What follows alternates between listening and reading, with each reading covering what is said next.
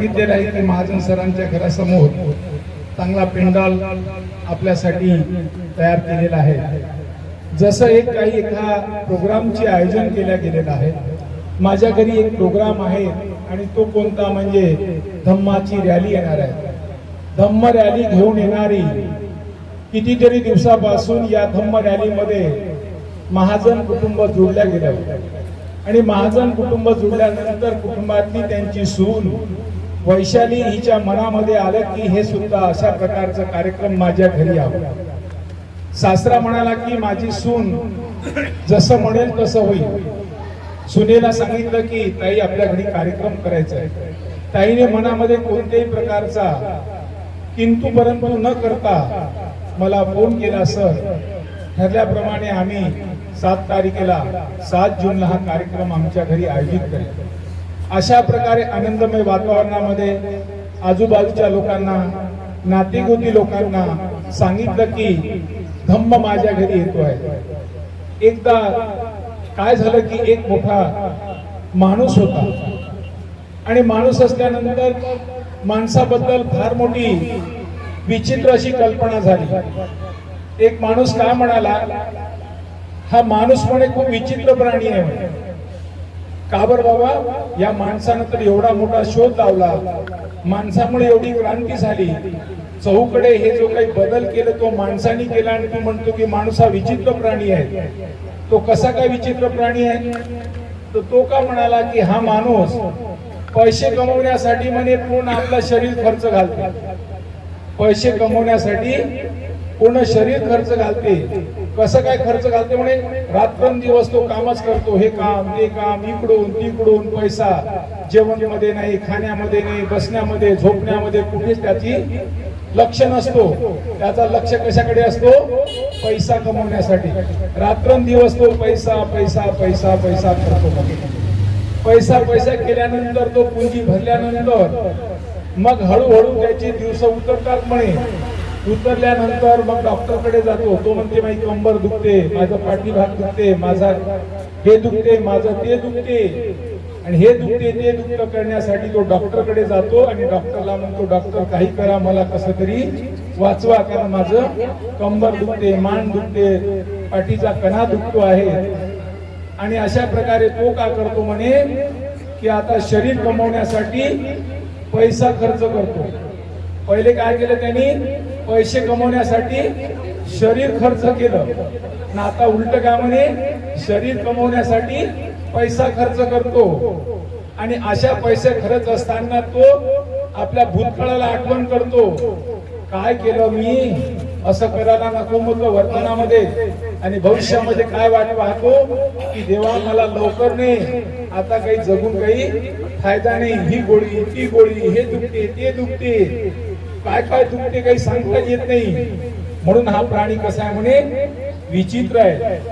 पैसे कमवण्यासाठी पहिले शरीर खर्च घालतो, मग शरीर कमवण्यासाठी पैसा खर्च घालतो आणि या पैसा खर्च घालताना तो वर्तमानामध्ये काय वाट पाहतो, भविष्यामध्ये लवकर नाही देवा, आता काही राहणं शक्य नाही, असा हा विचित्र प्राणी आहे म्हणे। खरोखर आपल्याला चेक करायचं आहे, हा प्राणी विचित्र आहेत का? मग आपण मनुष्य प्राणी आहोत का? म्हणजे प्रत्येकाला चेक करायला सांगितलं की हा माणसाला दिलेली उपाधी म्हणा, माणसाला लावलेला टोकन म्हणा किंवा माणसाला त्यांनी दुजोरा दिला की माणूस हा कसा प्राणी आहे, विचित्र प्राणी आहे। म्हणून प्रत्येक माणसाला चेक करायला सांगितलं की खरोखर मी विचित्र प्राणी आहे का? विचित्र प्राण्यामध्ये त्यांनी व्याख्या काय केली की वर्तमान काळामध्ये तो पैसे कमवण्यासाठी खानोबाई नाही, मला हे काम द्या, मला ते आणायचं, मला हे आणायचं, हिथून आणायचं, तिथून आणायचं, त्याचे पैसे घ्यायचे, याचे पैसे घ्यायचे।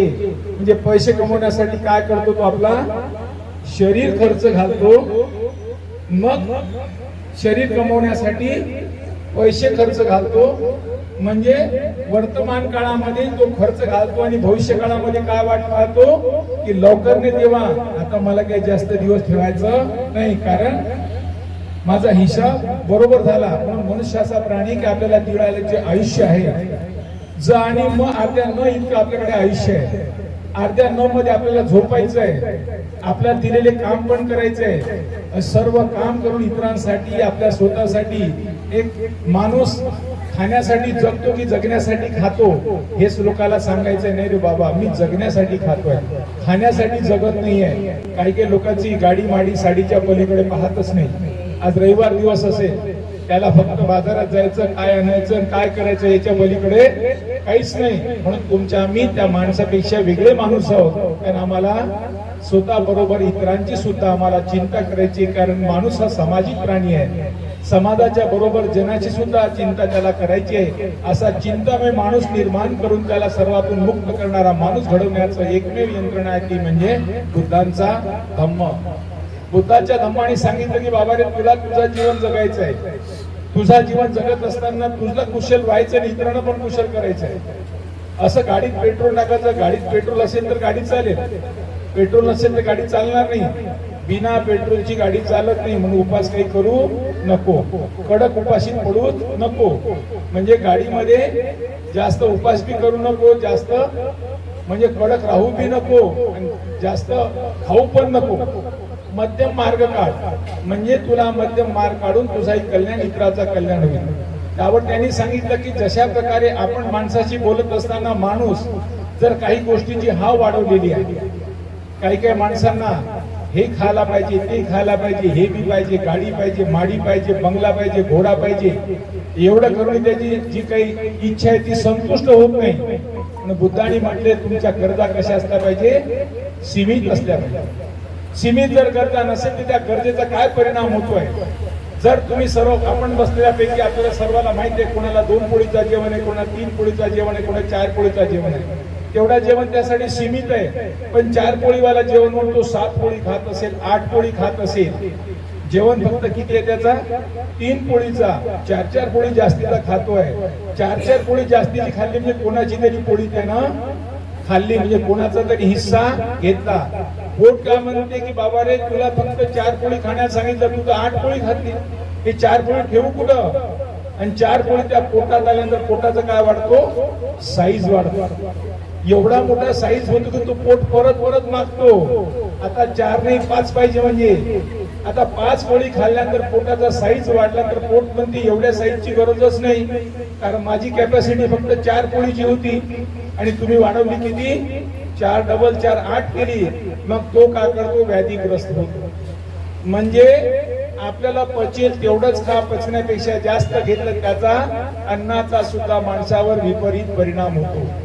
म्हणजे गरजेपेक्षा जास्त जर कोणती गोष्ट केली, एखाद्याकडे गरजेपेक्षा जास्त पैसा असेल तर त्याच्या या बोटात अंगठी, त्या बोटात अंगठी, इकडं अंगठी, दोन्ही बोटात अंगठी, गळ्यात अंगठी, आणि गोल्ड बँड दिसतो आपल्याला 4-4 किलोवाला, 5-5 किलोवाला. एवढे सोने त्याच्या गळ्यात दिसतात की विचारूच नका. हा म्हणतो की गळ्यात असल्यानंतर त्याला वाटते की हा काय चिल्लर माणूस माझ्या समोर सांगतोय. म्हणून त्यांनी सांगितलं संपत्ती सुद्धा पचवण्या इतकीच तुमच्या जवळ ठेवा. अन्न तुम्हाला पचेल एवढंच घ्या. म्हणजे जर अन्न पचण्या एवढं नसेल तर तुमच्यावर त्याचा रोग होतो, बिमारी होतो, आणि संपत्ती जास्त आली तुम्हाला अहंकार वाढतो. काही लोकांना रंगरूप चांगला असेल, त्याला वाटते माझे इतकं दिसणारा कोणीच नाही आहे. कोणी गोरा असेल त्या गोऱ्यापणाचा रंग असते, काही दोषाला दिसण्याचं. काही लोक शिकला असेल, काही मोठ्या डिग्र्या असतील, त्याला वाटते मी खूप शिकलोय, माझ्याकडे खूप मोठ्या डिग्री आहेत. काही लोक एखाद्या मोठ्या पदावर असतील, तो आपल्या पदाच्या तोऱ्यावर चालतोय. एकदा काय झालं, आपल्या महार लोकांची अशी मीटिंग बसली. आता महारवाड्याच्या साईडला होतं. महारवाड्यांमधून खापऱ्या महाराजची कहाणी तुम्हाला माहित असेल. त्याला काय झालं की अशा महारवाड्यांमध्ये बसल्यानंतर सर्व महारवाड्यातले सर्व एकत्र बसायचं. काय झालं की त्या पाटलांनी खापऱ्या महाराला आपल्या कार्यक्रमाला बोलावलं. कार्यक्रमाला बोलवल्यानंतर ताठात गेला तिथं, आणि तो तिथून आल्यानंतर आपल्या लोकांना वाटलं की बाबा मला पाटलांनी बोलवलं, म्हणे तुमच्या महाराज कोण काय विचारते. त्या महारापैकी मला विचारलं, म्हणजे माझी इमेज आहे, माझी इमेज त्या पाटलाकडे आहे, आणि मी पाटलाच्या मीटिंग चालू म्हणे त्या सभेत मला बोलवलं. अरे सभेत घडलं काय, पण मोठ्या लोकांची सभा होती म्हणे. सभेमध्ये पाटील बसला म्हणे. बसल्यानंतर पाटलासोबत पाटलाचा नातू होता. तो नातू त्याच्यास खेळत होता. खेळता खेळता काय झालं की नाताचा जो नातू होता तो म्हणे मीटिंग मध्ये हातला. मला सांगितलं की खापरे इकडे काय, मला तुम्ही दोन्ही हाताने म्हणे ते भरलं आणि भरपूर बाहेर फेकलं म्हणे. अरे हॅट टीव्ही मला म्हणे पाटलाला तो खा म्हणे खापऱ्या मार, की तेवढ्या पाटलाच्या मीटिंग मध्ये मला बोलवलं, पण बोलवलं तर तुला काय काम सांगितलं? मला त्याच्या सात्वाचं मी काही विचार नाही केला म्हणे, दोन्ही हातांनी भरलं आणि फेकलं. काही काही खापरे महार असे ज्याला ढोबरवर फेकल्यानंतर त्याचाही अभिमान वाटतोय. पण बाबासाहेबांनी म्हटलं दोनच पोळी घ्या, 2 रुपये कमवा, 2 रुपयाची 1 रुपयाची भाकर, 1 रुपयाचं पुस्तक घ्या.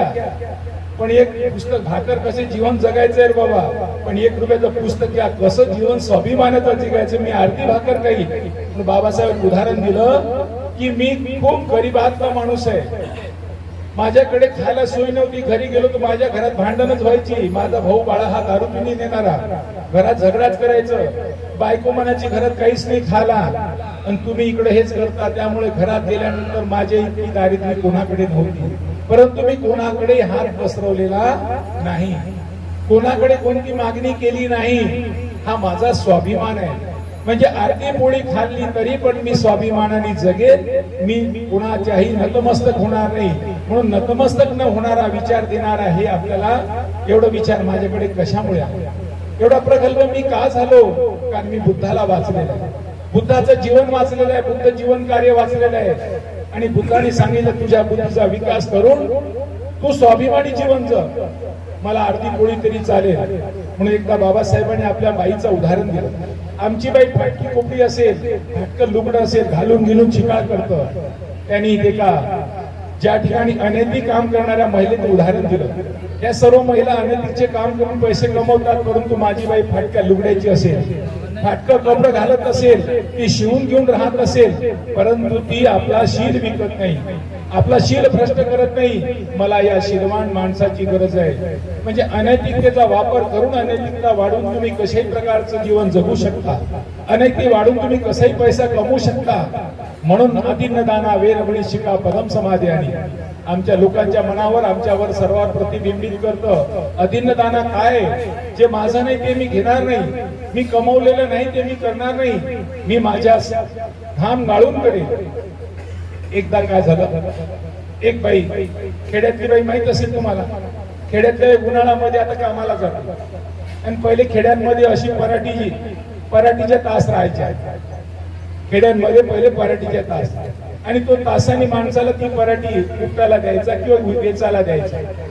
तर आता उन्हाळ्याच्या दिवसांमध्ये लंबा शेत आहे, ते बाई म्हणते ही पराठीचे तास तुम्ही नेली, हिला जर उपटून आणलं किंवा खुरपण असते आपण पाहिलं तर एका तासाचे 1 रुपया किंवा 4 आणे, पहिले 4 आणे भेटायचे.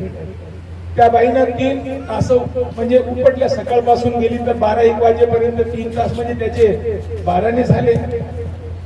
पोराले का म्हणते, जा म्हणते काकाकडे, काकाने काल 4 आणे दिले आहे म्हणते, त्याच्याकडे 8 आणे राहिलेले आहे.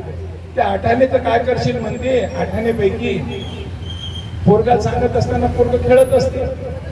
आता दुसऱ्या पोरासोबत खेळत असताना त्याला आईनं बोलवलं, इकडे रे, काय म्हणे, तू काकाकडे जा, काकाकडून कालच्या त्या कामाचे पैसे घेऊन ये.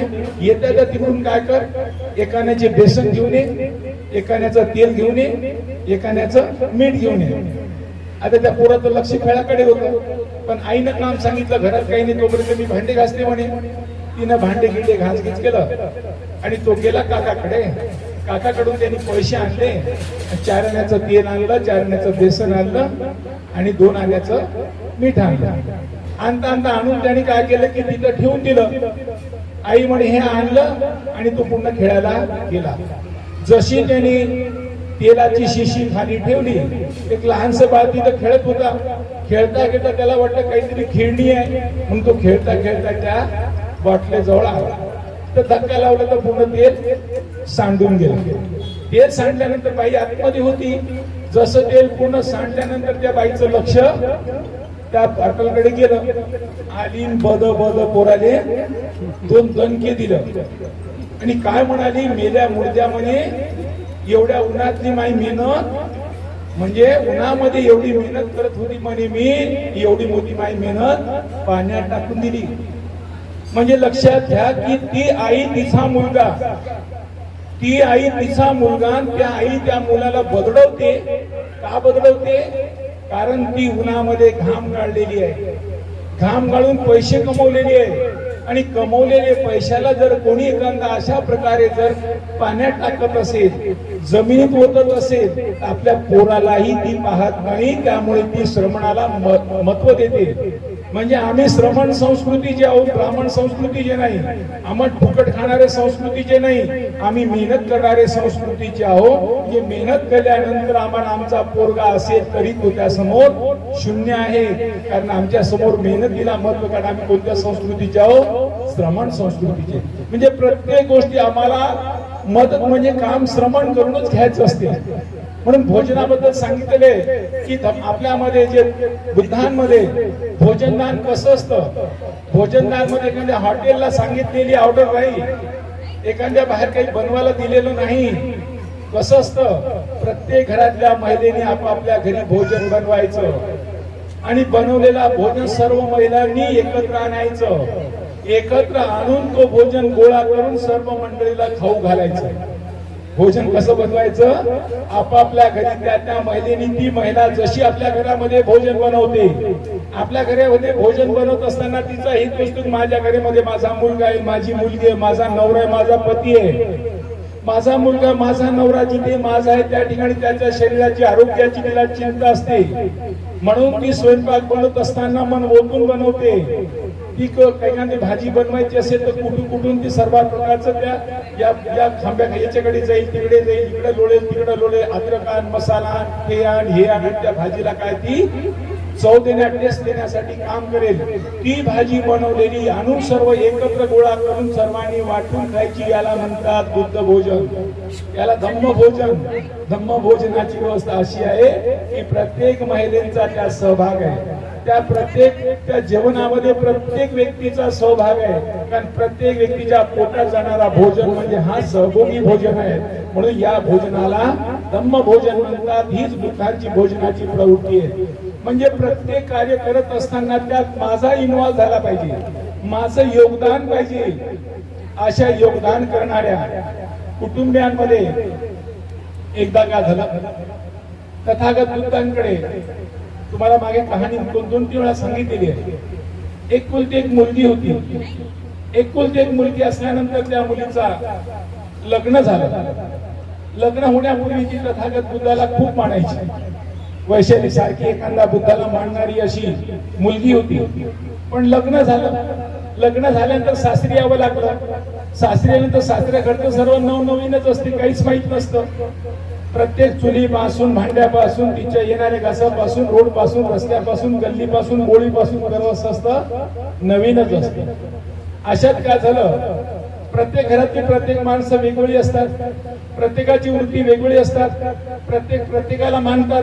आपल्यापैकी कोणी गणपतीला मानत असन, कोणी गजानला मानत असन, कोणी विठू बाबाला मानत असन, काही लाजेनी, काही शर्मेनी, काही मानत नसन. पण जे शर्मेने मानत असन ते जातातच, हळूहळू चोरीन पण जातात. तसा तिचा सासराही पण असं चोरीनं जाणारा त्या एका पंथाला मानत होता. प्रत्येक पंथ असतात, कोणाला काही मांडण्यासाठी कोणावर मनाई नाही आहे. आपल्याकडे कसे महानुभव पंथी आहेत, आई इकडे रामटेके खोबराकडे म्हणतात, पण तो महानुभव पंथी आहे, त्याच्या डोक्यात तिकडे पाहिलं की दिसतात. अशा टाईपचं त्या कुटुंबांमध्ये त्याचा नवरा वेगळ्या पंथाला मानायचा. तो पंथ होता म्हणजे मारवाड्यांचा पंथ होता, कबीर पंथ, दिगंबरी पंथ. दिगंबरी पंथ त्या 2 पंथांमध्ये असतात. एका पंथांमध्ये जसं मुसलमानांमध्ये काही लोक किंवा शिखांमध्ये काही दाढी ठेवतात, काही दाढी ठेवत नाही. तशाच प्रकारे त्यांच्यामध्ये काही त्याचे जे गुरु चेले असतात, काही कपड्यात असतात, काही बिना कपड्यात असतात. एकदा बिना कपड्याचे माणसं, त्याचे जे गुरु चेले होते, गुरुभाऊ होते, ते त्याच्या घरी आले. घरी आल्यानंतर सुनबाईला काय सांगितलं, सुनबाई जा म्हणते, माझे गुरु चेले आलेले, त्यांना तू पाणी दे. आता सासऱ्यांनी म्हटलं, नवनवीन होती घरांमध्ये. आता सासऱ्यांनी म्हटल्यानंतर तिनं सजली धजली बाई आणि हातात पाणी घेतलं आणि ती तिथं घेण्यासाठी गेली तर 4 रूम मध्ये ते बसले होते. ते कसे, ते सर्व नेकेड होते, भोंगळे होते. त्या बाईनं पाहिल्याबरोबर ती म्हणे, मी काही पाणी द्यायला जात नाही. घाबरली, परत आली. सासरा विचारते, काय झालं? मी काही पाणी देत नाही म्हणे. अरे, सासऱ्याला राग आला. अरे, माझी सून आहे ही आणि माझ्या घरी आलेल्या पाहुण्याला ती पाणी पण देत नाही. अशी सून काय कामाची, सून मला घरी पाहिजे नाही. सासऱ्याचं एकच घराणं की साशी सून मला नाही पाहिजे. सूनबाईला दररोज सांगत बसले, सूनबाई त्रस्त झाली. मग सूनबाई आता एवढी त्रस्त झाली की आता मला काही राहणं शक्य नाही. मग काय करू? सासऱ्याला म्हणतात, बाबा माझी एकच अट आहे. काय अट आहे? जेव्हा मी मुलगी म्हणून होती, लग्न होण्याच्या आधी मी तथागत बुद्धाला खूप मानायची आणि तथागत बुद्धाला सांगितलं होतं की तथागत जेव्हा माझं लग्न होईल तेव्हा तुम्ही माझ्या घरी जेवायला या. आता तुम्ही म्हणता की मला इथं राहूच नको, तू मला तशी सून पाहिजेच नाही, मी परत इथे येणार कशी? जर तथागत इथे जेवण करून गेला तर मी सहज चालली जाईल. सासऱ्याला म्हटलं एवढीशी अट आहे, काही हरकत नाही, सांग म्हणे कधी बोलवायचं. तर ती म्हणाली की ठीक आहे म्हणे, मी 15 दिवसांनी बोलवतो, कारण घराला रंगरंगोटी करायचं होतं, काही सामान आणायचं होतं, घराला सजवायचं होतं. तर ठीक आहे म्हणे, आजची तारीख किती आहे? 1. किती दिवसांनी बोलवशील? 15 तारीख. आता तथागत घरी येणार म्हणून घराला रंगरंगोटी करत बसली, काही सामान आणून बसली, इकडे आणा तिकडे आण, हे कर ते कर. ज्या दिवशी तथागत येणार त्या येण्यापूर्वी त्यांनी घराला रंगरंगोटी करून घरांमध्ये फळफळावळ आणली. एवढी वेगवेगळी फळफळावर आणली, सर्व फळफळावर ठेवल्या गेली आणि सांगितल्याप्रमाणे तथागत तिथे आले. आता तथागत आल्यानंतर ह्या सासऱ्याच्या मनामध्ये राग होता. अरे सुनबाईला 15 दिवसापूर्वी माझे गुरुबंधू आले, तिला मी सांगितलं पाणी द्यायचं, ती पाणी नाही दिल्या गेली. आणि आता याचे गुरु येते, ती काय करते मी पाहतो. म्हणून सासरा एका घरामध्ये 2 घर असतात, त्या रूम मध्ये बसला, त्या रूम मधून एका छिद्रातून किंवा एखाद्या घराला काहीतरी खिडकी असते, त्या खिडकीतून तो इकडे पाहत असतो. आल्यानंतर तथागतांचे सर्व भिक्षू संघ होता, भिक्षू संघाला त्यांनी भोजनाला बसवलं. भोजन घेतल्यानंतर तथागत कोणाच्या घरी गेल्यानंतर धम्मदेशना करायची. त्या घरातल्या मंडळींना एकत्र बसवायचं आणि बसून ते धम्मदेशना करायचे. ते जेवण झाल्यानंतर तथागत तिला बसवते आणि बसवल्यानंतर सासरा तिथून पाहते, हा गुरु माझ्या सुनबाईला काय सांगते, काय चाली चुगली करते, माझ्या सुनेला बिघडवते, काय करते. म्हणून तो सासरा त्या याच्यातून खिडकीतून एका छिद्रातून पाहत बसला, कान लावत बसला आणि ऐकत बसला. तथागत काय म्हणते, अगं विशाखा बघ, अगं तू या घरांमध्ये जे स्वयंपाक करते आहेस ना, स्वयंपाक करत असताना तुझा केलेला स्वयंपाक हे सारे तुझ्या घरातल्या मंडळी खातात. तुझा सासरा खातो, तुझा सासू खाते, तुझा नवरा खाते, तुझा पोरग खाते, तुझी पोरगी खाते. यामध्ये कधीही मनामध्ये क्लेश ठेवू नको. स्वयंपाक करत असताना चांगल्या विचारांनी त्या याच्यामध्ये ते अन्न टाकायचं आणि अन्न टाकत असताना दूषित मनाने नको. माझा घाम गळतोय, मीच करू का, मीच ठिका घेतला का, मलाच करायला लागते, रात्रंदिवस मलाच खाऊ घालायला लागते, सर्व मलाच करावं लागते, अशा प्रकारच्या मनामध्ये द्विधा मनस्थिती घेऊ नको. कारण तू ज्या घरात आले त्या घरात तुला सर्वात मोठी अशी पदवी मिळालेली आहे. ही पदवी जोपर्यंत मुलगी सासरी जात नाही तोपर्यंत मिळत नाही. तुला इथं आई होता येतं, तुला सून झाल्यामुळे तुला काकू होता येतं, तुला या ठिकाणी पत्नीचा दर्जा मिळाला, तुला तुला आईचा दर्जा मिळणार, तुला बहीण सुनेचा दर्जा मिळाला. या घराने जगातलं सर्वात मोठं जे नातं आहे ते तुला आईचं नातं. आई ही सर्वांसाठी कल्याणी असतं. आई कधी मनामध्ये किंतु परंतु ठेवत नाही. आई ही नेहमी सतत त्या मुलीचं संगोपन करण्यासाठी मनाला धजत असते. जगा सर्वात मोठं नातं, सर्वश्रेष्ठ कोणतं नातं असेल तर ते आईचं नातं आहे. आईचं नातं हे सहज कुठे कोणाला मिळत नाहीये. म्हणून वेगवेगळे लोक म्हणतात जगाचा सर्वस्वामी ज्याला जगाने निर्माण केले, तो जग निर्माता सुद्धा आई विना आहे. पण आई सर्वश्रेष्ठ सर्वात मोठं मिळालं नातं तुला या घरात मिळाले. आई म्हणून तू कोणाला दुजोरा करत नाही. आणि स्वयंपाक करत असताना, खाऊ घालत असताना मनामध्ये ते विचार ठेव, कारण ते कल्याणी विचार ठेवण्याची तुझी जबाबदारी आहे. म्हणून तू केलेला स्वयंपाक तुझी मुलगी खाते, तुझा नवरा खाते, तुझी सासू खाते, सासरा खाते. ह्या सर्व गोष्टी सासरा ऐकत बसला. सासरा ऐकत बसले तर सासऱ्याच्या मनामध्ये आलं, अरे बाबा ही माझी सून नसून ही माझी कोण आहे? आई आहे. जी सून माझ्या मुलासारखी, माझ्या आईसारखी माझं काम करते, मला स्वयंपाक दररोज घालते आणि त्याचा गुरु तिला सांगतो की तू तुझ्या आईपणाला दुजोरा देऊ नको. आईपणाच्या जे तुला सर्वात मोठी जी पदवी मिळालेली आहे त्याला कोणत्याही प्रकारची गालबोट लागणार नाही, त्याची तू काळजी घे. एवढी काळजी सांगणारा त्याला त्याच्या कार्याची तिला एक नवीन दिशा देणारा, तुझं कर्तृत्व कार्य आणि कर्तृत्व तुला सांगणारा, आपल्या कार्याची जबाबदारी देणारा हा किती मोठा गुरु आहे. अरे ह्या गुरुची माझी जी झोन आहे ती त्या गुरुची गुरु शिष्य आहे. एवढ्या मोठ्या गुरुला ती मानते आणि माझी सून नसून माझी कोण आहे ती आई आहे. म्हणून तो सांगत असताना तथागत जसा आपला धम्मदेशना चालू एवढ्या तो मधात आला आणि सासू आपल्या सुनेसमोर दोन्ही हात जोडतो आणि सुनेला म्हणतो की तू माझी माता आहेस. मग मला सांगा की त्या सुनेला माता म्हणून म्हणणारा सासरा जगामध्ये असं एकही गोष्ट नाही की ज्या सासऱ्याला सुनेचं नाव लागलेलं आहे. म्हणजे सुनेला मिगार माता विशाखा हे नाव आपण ऐकलं असेल. मिगार नावाचा सासरा होता, त्याची सुनी विशाखा होती. मिगार माता विशाखा ही जगप्रसिद्ध नाव झालं. म्हणजे बुद्धाच्या वाटेने जो माणूस येतो, आज आमची वैशाली ताईचं तेच आहे. ही आमची मिगार माता सारखी माता आहे. माझा तिचा सासरा म्हणतो माझी आई आहे, माझी सून माझी आई सारखी माझी काळजी घेते. मी जरी वयाने आज कमी असलो तरी मला पूर्ण माझी जी पूर्तता असते ती माझी आई जशी लहान बाळाचं करते. लहान बाळाला जसं खाऊ घालते, लहान बाळाचं जसं आंघोळ पाणी पासून करते, खाण्यापासून पिण्यापर्यंत करणारी अशी सून आज या घराला मिळाली. या सुनेची वावाकीमुळे आज आजपर्यंत आलोय. ते म्हणाले माझ्या हातीने माझ्या सुनेच्या हाती आहे. ते सुनाची वावाकी वारंवार करतात की ज्या सुनेनी आज मला एवढं मोठं मला जगावंसं वाटतं, मला राहावंसं वाटतं. कारण म्हातारपण कोणाला नको असतं. सर्वात मोठं दुःख नसेल तर म्हातारपणाचं दुःख नसतं. म्हातारपण कोणाला नको असतं. म्हणजे म्हातारपण हवं असं म्हणणारी माणसं कुटुंबात खूप कमी असतात. ती भावना ती विचार त्याच्या मनात निर्माण करणे आणि ती भावना उज्ज्वल करणे, ते भावनेला त्याने संधी देणे, सोनं देणे, अशा प्रकारे सुनेचा विचार करणारा ती बुद्धाच्या मार्गी आहे. कल्याणी मार्गी आहे. ती आपल्या संगतीमुळे आपल्या साथीमुळे आपण जे आजूबाजूला राहतो त्याला पाहून हा विचार का बदलला. कारण ती विहारात जाते, त्या विहारात येणाऱ्या संगतीत राहणाऱ्या त्या धम्म संगणीच्या सोबतीत राहतात आहे. आणि जेव्हा तुम्ही धम्माच्या संगतीत राहता, धम्म म्हणजे गावं चांगला जीवन जगण्याचा मार्ग. मी ज्या ज्या मार्गी असेल, ज्या ज्या भूमिकेत असेल ती भूमिका मला निभवायची आहे. मी सून झाली, मी मुलगी होती म्हणून सून झाली, मी मुलगी होती म्हणून पत्नी झाली, मी मुलगी होती म्हणून आई झाली. मग मी आईच्या भूमिका का निभवू नये. जगामध्ये दोनच नातं आहेत, स्त्री आणि पुरुष आहेत. स्त्री आणि पुरुषाला हे जगात त्यांनी वेगळी नातं दिले, पण दोघांमुळे संसार चालणार नाही. या संसार चालवण्यासाठी दोघांची गरज आहे.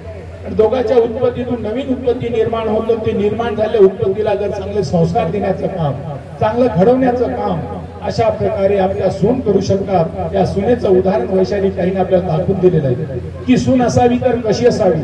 घराला घरपण देणारी. पुन्हा म्हणतात घर असावे घरासारखे, नको तर नुसत्या भिंती. ते असावा प्रेम आणि जिव्हाळा, नको तर नुसती नाती. ज्या घराला प्रेम जिव्हाळा नातं असतं ती नातं देणारी घरातली माणसं असतात. घर किती मोठं असेल, त्या घरात बाई नसेल त्या घराला घरपण नाही. घर किती मोठं आहे, घरात खूप माणसं असेल त्या घराला घरपण नाही, संन्यासाचं रूप म्हणतात. पण त्या घरात एक बाई असेल, घरात एक महिला असेल, ती कोणत्याही रूपात असेल, आईच्या रूपात, सुनेच्या रूपात, पत्नीच्या रूपात असेल, तर त्या घराला घरपण येतं. नेहमी बघा, घराला घरपण देण्याचं काम ती आई सजवते, ती महिला सजवते, तिला घराची घरपण देते. ते घरपण देण्याचं काम आज या सुनेनी केलं. त्या सुनेमुळे आज आपण या ठिकाणी आलो. एवढ्या मोठ्या कार्यक्रमाची तयारी त्यांनी केली आहे. अशाच प्रकारची ज्योत प्रत्येकाच्या कुटुंबात जावं म्हणून येताना प्रत्येकाने आपल्या सुनेला घेऊन यावं. 2 तास तुम्हाला धम्माला द्यायचं आहे, 2 तास धम्माला द्यायचं आहे. आणि येता घराचे कोणाच्या घरी कोणी पाहुणे आले आणि त्याला विचारलं का रे बाबा काल का नाही, तर पाहुणे आले म्हणून नाही आले. आपले पाहुणे आपलेच असतात. त्याला पण घेऊन आणायचं, त्याला पण दिसू द्या, त्याला पण कळू द्या. आपल्या घरी बामण काही पाहुणा येत नाही. एखादा बामण माणूस पंचा घालून काही घालून आपल्याकडे पाहुणा आलाय का? आपल्याकडे येत असेल तर आपलाच माणूस येईल, मावशी येईल, आते येईल, काका येईल, मावसा येईल, एखादा भिक्षू येईल, बनतेजी भिक्षू येईल. या माणसाला त्या कार्यक्रमात घेऊन यायचं. एवढ्यासाठी म्हणायचं नाही की बाबा माझ्या घरी पाहुणे आले त्यामुळे मी काही आली नाही. ज्या पाहुण्याला तिथं खाऊ घालणार इथं तेही भेटते. म्हणजे तुमच्या पाहुण्याला कोणी हात देत नाही. त्यामुळे कोणाकडे कोणत्या वेळेस जर रविवारी त्या वेळेस येण्याच्या वेळेस पाहुणा असा त्याला पण घेऊन येणे, त्याला पण कळेल आमचे माणसं जातात कुठे, आमचे माणसं कोणाच्या संगतीत बसतात, काय गोष्टी करतात, काय ऐकवतात, कोणकोणती लोक आहेत हे त्यांना पण कळतील. कारण म्हणून आपण एकामेकाच्या संगती देण्यासाठी जाण्यासाठी ही संगत महत्वाची आहे. काय म्हणतात चांगला विचारवंत, सत्संगती सदा घडू दे, चांगले शब्द कानी पडू दे. कोणती संगत हवी आहे? सत्संगती, चांगली संगत आम्हाला घडू दे. चांगली संगत घडवण्यासाठी हे सर्व धम्म बांधव आहे, सर्व धम्म जीवन जगण्यासाठी आलात. सर्वांना वाटतं धम्म माझ्यात यावं, धम्माचा मी प्रचार करावं. की मेणबत्ती जळते, जळत असताना मेणबत्ती मी तर प्रकाश देते, पण इतर मेणबत्तींना मी जाळू शकतो, इतर मेणबत्तीचा ज्योत मी पेटवू शकते. असं पेटवण्याचं काम हे धम्माचं काम आहे. धम्मा हा एक दुसऱ्याला घडवतोय. मेणबत्ती एकच काणी असावी, पण ती ज्योत घेऊन येणारी असावी. धम्म जीवन जगणारा एकच माणूस असला तरी चालतं, परंतु इतरांना तसं जीवन जगण्यासाठी तो सांगू शकतो आणि इतर जगण्यासाठी उदाहरण देऊ शकतो. आज आपण या धम्माला घेऊन ज्यांच्या कुटुंबात आलो त्या कुटुंबाचा आपल्याशी परिचय होणं गरजेचं आहे. म्हणून आपण या सर्व महाजन कुटुंबियांना विनंती करतो त्यांनी पुढे यावं. महाजन कुटुंबीय सर्व समोर या. नमस्कार दोस्तों, हमारे न्यूज चैनल न्यूज इंडिया को लाइक कीजिए, शेयर कीजिए, अनसब्सक्राइब कीजिए. हम मिलेंगे फिर. धन्यवाद.